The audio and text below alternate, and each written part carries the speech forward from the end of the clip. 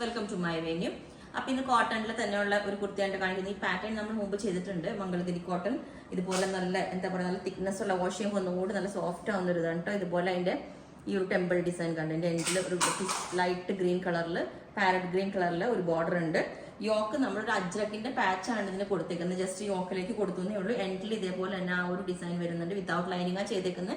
Lining വേണമെങ്കിൽ നമുക്ക് specially പറഞ്ഞാൽ മതി. പിന്നെ ഞാൻ ഇതിനകത്ത് ഗ്രീൻ കളർ ആയതുകൊണ്ട് തന്നെ ജസ്റ്റ് ദുപ്പട്ട വേണം എന്നുള്ളവർക്ക് ഒരു ഇതുപോലെ ദുപ്പട്ട സെറ്റ് ചെയ്തു. ഇതുപോലെയാണ് ഈ ബാത്തിക് പ്രിന്റ് വരുന്നത്. ഇത് അയൺ ചെയ്യുമ്പോൾ ഭയങ്കര ഇതായിട്ട് വരും കേട്ടോ. സ്ട്രെച്ചബിൾ ആണ്, കണ്ടതുപോലെ ഭയങ്കര വിഡ്ത്തിലും ലെങ്ത്തിലും വരും. വിതൗട്ട് ദുപ്പട്ടയും ഇതുപോലെ നമുക്ക് വെയർ ചെയ്യാവുന്നതാണ്. പിന്നെ ഇത് തന്നെ വേറൊരു പാറ്റേൺ കൂടി ചെയ്തിട്ടുണ്ട്. ഇതിപ്പോ നെക്ക് ഇതേപോലത്തെ ഒരു നെക്കാണ് കൊടുത്തേക്കുന്നത്, നല്ല വൈഡ് ആയിട്ട്. ഇനി വേറൊരു നെക്ക് ഇതേപോലെ ബോട്ട് നെക്ക് കൊടുത്തിട്ട് ഒരു വി കട്ടിങ് കൊടുത്ത് ക്ലോത്ത് ബട്ടൺ കൊടുത്തിട്ടുണ്ട്. കണ്ടോ, ഇതേപോലെ ക്ലോത്ത് ബട്ടൺ കൊടുത്തിട്ടുണ്ട്.